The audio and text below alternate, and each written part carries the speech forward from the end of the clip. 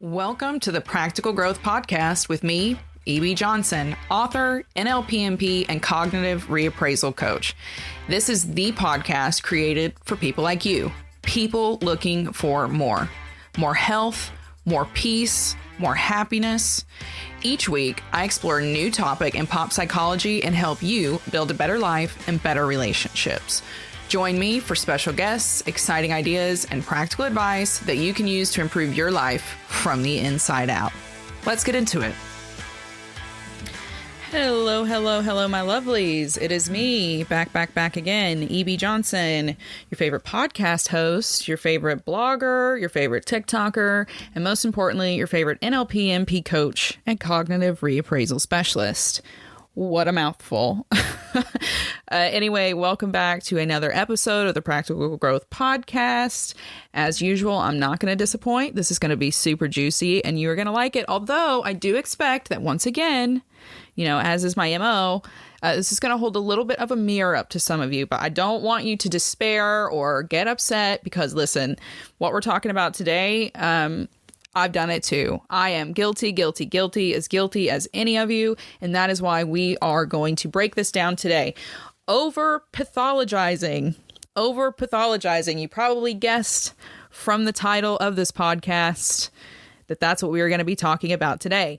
Trauma survivors, narcissistic abuse survivors. We all have such a bad habit of needing a label, of getting so wrapped up in figuring out the people who abused us and why they did it and what is the scientific and psychological reason. We want the answer. We think it's going to solve stuff, but it doesn't.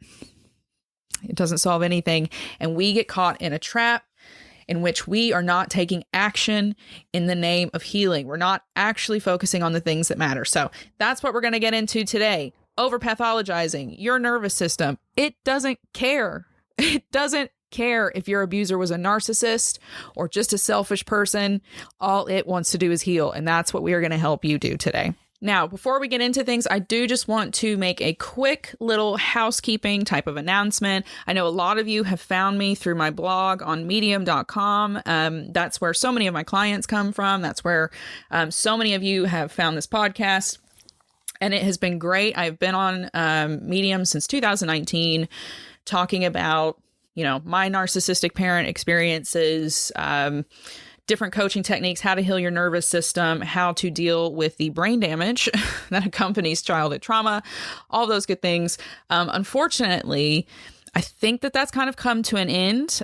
So if you would like to keep up with my blog, if you would like to keep reading articles from me, stories from me, if you'd like to keep getting this kind of advice on how to target your nervous system, improve your relationships, heal from childhood trauma, then please follow me on Substack. You can find me there, practicalgrowth.substack.com.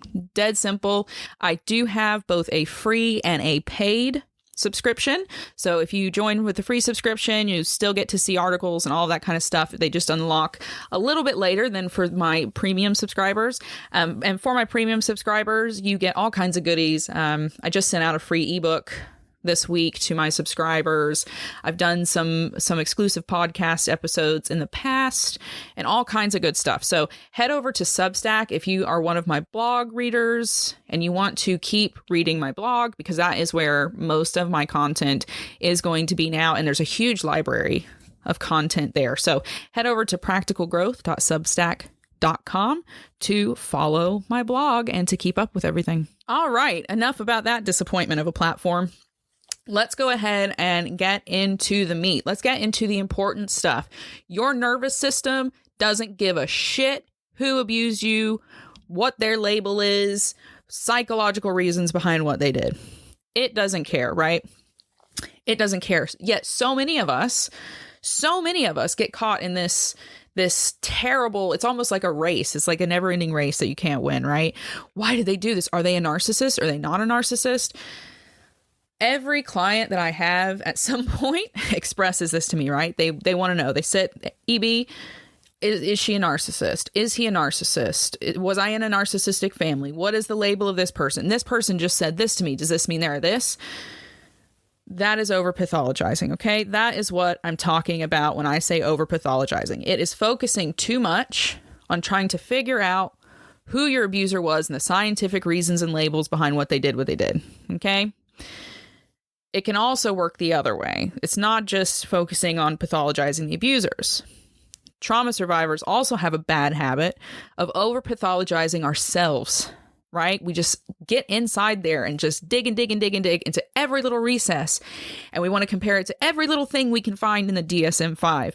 But it's not really helpful because essentially what this does is causes most of us, into intellectualizing things.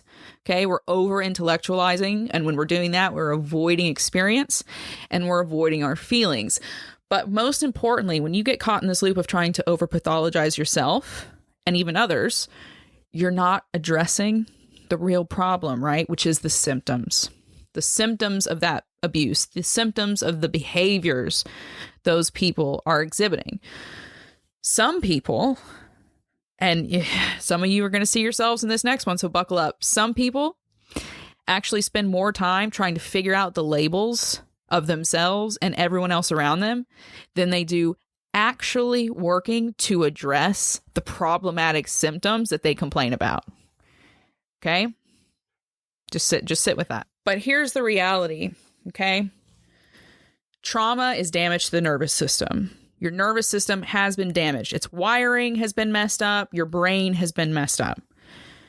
That nervous system that has been traumatized does not give a, plug your ears here if you're sensitive, it doesn't give a fuck what the label is. It just doesn't. None of that helps you. Figuring out the exact precise psychological label of someone does nothing to rewire your neural pathways, okay? It does nothing to help the connections between your neurons and your synapses.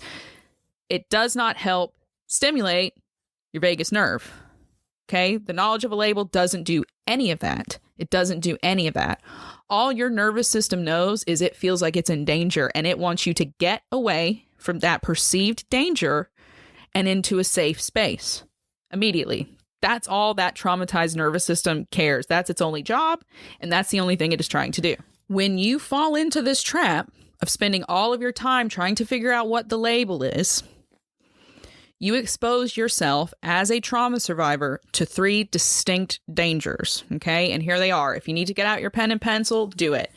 3 distinct dangers you create for yourself when you get into this over-pathologizing state. Number 1, you spend all of your time intellectualizing. You're thinking. And what are you doing if you're putting all of the power into your cognitive brain?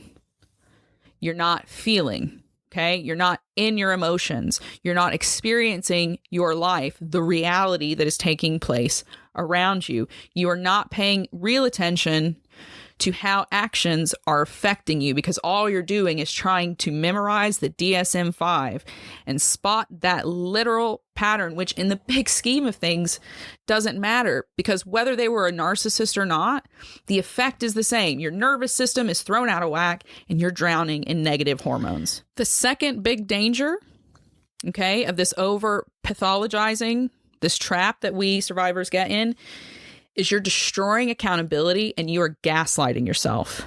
Okay? Hear me out. Speaking to a client the other day, and this client we were probably like in our 5th or 6th session, and this client said, I don't know. I really don't know. Can you please, I need to figure this out. Are they a narcissist? Here's these 3 points. What do you think? But here's what the client and I realized as we dug into it. They were not looking for that answer because they wanted to make sense of what had happened to them. Do you know what they were trying to do? They were looking for excuses. They wanted a reason, and we'll say it was their parent, okay? We'll say it was their parent. They wanted a reason to absolve this abusive parent of the abuse. They wanted to have some kind of concrete scientific reason to say, oh, they hurt me because of the narcissism. They didn't actually want to hurt me. It was this thing inside of them that wasn't actually them. Okay? You might be over pathologizing for the same reasons. You might be looking for a way to excuse the person or the people who have harmed you because that's less painful than accepting the reality that someone you trusted consciously chose to do things that damaged you for the rest of your life. It's a much easier pill to swallow that your parent didn't mean to, right? Than looking that in the face and saying, well, they did. They wanted to hurt a child because they were miserable and immature. But guess where the real healing is? The healing is in looking at that nasty, hard truth that your parent just didn't love you the way they were supposed to. And once you swallow that pill, that's when you get over those big, scary emotions that you feel like you're going to drown in. The longer you look away from the truth, the worse it gets. And so many people use that pathologizing to run away from the truth. And worse, this is also what my client was doing. They use it to gaslight themselves. Because when you do that, when you look for a way to excuse someone who has abused you, when you look for some way to not make them take radical accountability in your life, okay, just in your story, you assign radical accountability for what they did. If you come up with this pathology, right, then you can say to yourself, oh, look, you're a bad kid because you're being hateful to your mother who had bipolar disorder or borderline personality disorder, or maybe she was autistic. So look at you. You're actually in the wrong for calling out her bad behavior because of this pathology. You get it? It's another way to gaslight yourself. It's another way to not let abusers be accountable for abuse. And that is hugely, hugely dangerous. Now, number 3, this is the third big danger, the third and final danger of this over pathologizing. When you get stuck trying to figure out what's the label, you're preventing your own growth. You're preventing your own growth and improvement. Some of you will be using that behavior to stall, right? To keep you from actually getting up and taking action to do the things that are going to fix your body and fix your mind. And you'd rather put your nose in the DSM-5 and keep digging because it's easy for you to call that work when really it's the easy way out. Okay, so you're stalling. You might also be using that to self-sabotage. Okay, maybe you're slapping the wrong labels on people. Maybe you're slapping the wrong labels on yourself, which then prevents you from taking the accountability that you need to take, or taking the action that you need to take, or taking the direction, the path of the correct, effective healing for you. Okay, so you might be self-sabotaging, and believe it or not, some of you, a very rare few, but some of you, or people that you know, will do this over pathologizing so that they can play the victim. And empaths, I'm sorry, you're going to get so upset about this, but we see this with people who label themselves as an empath and then make that the crux of their personality. They always become a victim. They are always a victim. It has nothing to do with their empathy and everything to do with their victimhood. Okay, they label themselves as an empath to let people know, I had these horrible things happen to me and now I am super, super soft and you must do what I say because I am so traumatized. So be very careful that you're not trying to slap labels on yourself so that you can take less action, so you can get more pity, more people doing for you or allowing you to take a backseat in your own life. Okay, that's the third big danger of this over pathologizing. What can be done? What can be done then? If you've fallen into this trap, as so many of us have, as I once upon a time did too, what can you do? How are you going to start taking care of your nervous system? All right, we'll break it down. I will do this as quick and as painless as I can. So again, if you need that pen and paper, sit down, get it out, let's go, because these are the practical steps that you're going to take right now to stop this trap of over pathologizing yourself and the people who have hurt you. Okay. Number 1, instead of looking for a label, you need to just focus on patterns of cause and effect. Just look at the cause and effect instead of, staring at this toxic mother that you have, this father who makes you feel bad, this partner who makes you feel like you want to crawl out of your skin every time they're in the same room. Instead of going, narcissist, is this person this thing? Are they this thing? Are they this thing? Focus on the behaviors. Am I seeing manipulation? Am I seeing coercion? Am I seeing delusion? Am I seeing vindictiveness? Look for the symptoms. Gaslighting. All of those kinds of behaviors. And then connect it to yourself. How are those behaviors making you feel? If it's not good, then that's an environment to remove yourself from. That is a person to put distance between. So focus on behaviors and how those behaviors make your body and your emotions feel and work when you're around people, okay? Just get away from the label. It doesn't matter. It doesn't matter. The effect is what matters. Number 2, you need to start setting boundaries. And that includes boundaries with yourself. It's not just boundaries with other people. It's boundaries and limits with yourself. You can start with small habits. Small habits. I always recommend little practices like guided meditation that help you just be in your emotions, in your feelings, in the moment. You need to get into the habit of just feeling what you're feeling, both physically and emotionally. Okay? If you notice that you are around people who make you reasonably feel unsafe, right? Maybe they say passive aggressive things to you, or they don't lift you up, or they never ask how you are, or they're just not empathetic or compassionate to you. If you find yourself in an environment with people who you reasonably feel anxious or unsafe about, it's time to get away from them. Notice those patterns. Notice those triggers. If it's not something that's coming from a completely ridiculous place in you, then it's something that needs to be addressed. Okay? And that means creating distance, compartmentalizing those people so they don't have the reach to harm you emotionally. Okay? And again, labeling them, pathologizing, it doesn't do anything. It does nothing. It doesn't change their behavior.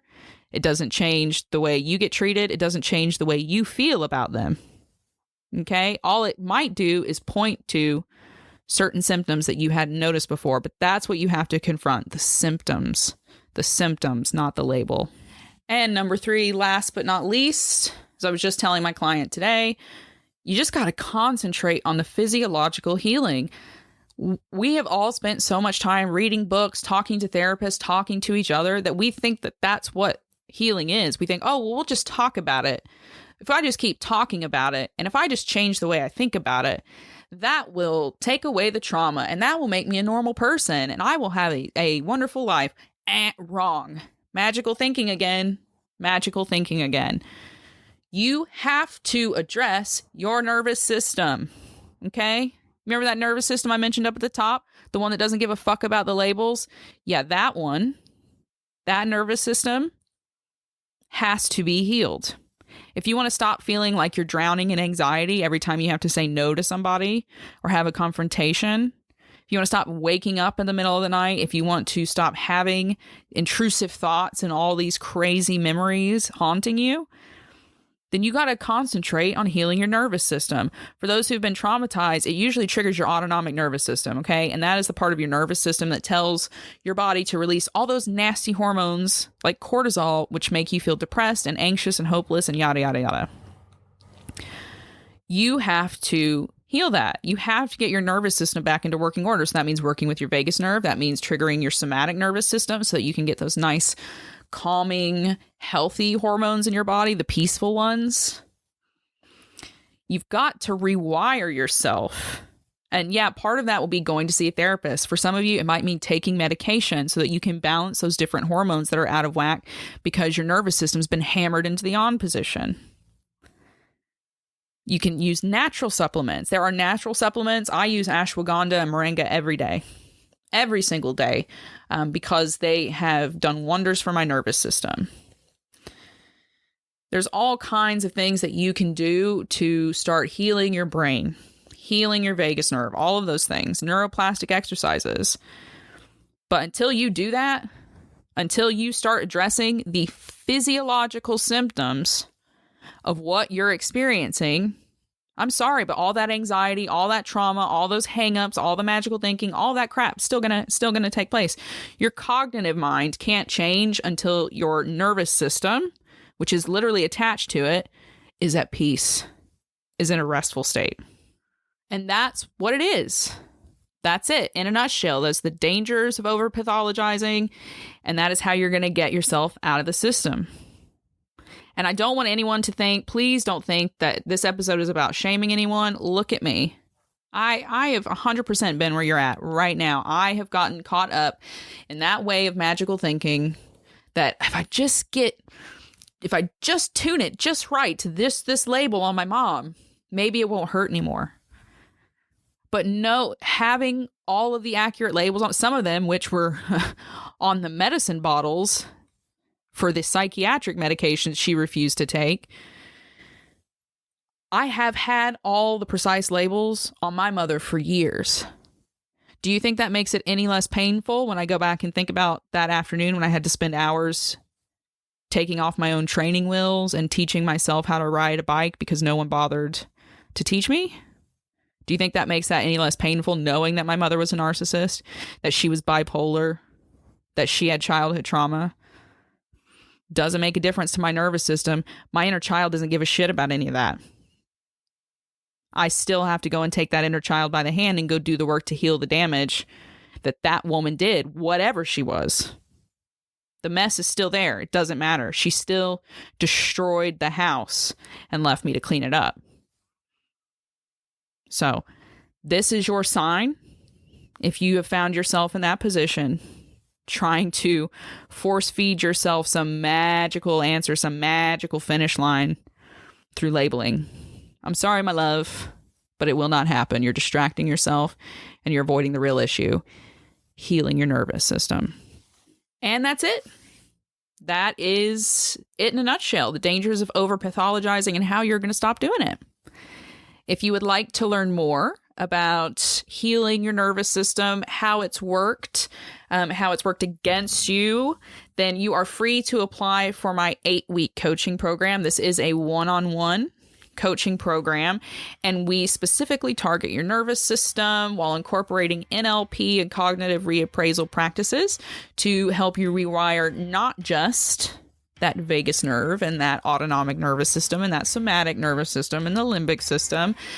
We actually help you to rewire your cognitive brain as well.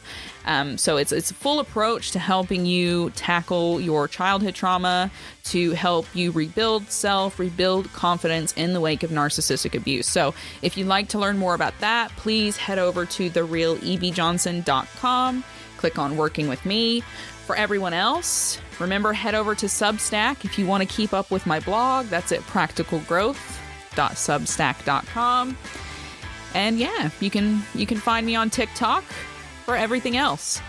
Thank you so much for listening. If you loved the episode, don't forget to head over to Apple Podcasts and leave 5-star review. It just helps people find the podcast, and it helps me kind of get my voice and my work out there, since platforms like Medium don't want people to hear it anymore. So thank you so much for listening. I'll be back next week with another great episode. Until then, keep your heads up, keep your eyes on the stars, and keep moving forward. Bye-bye.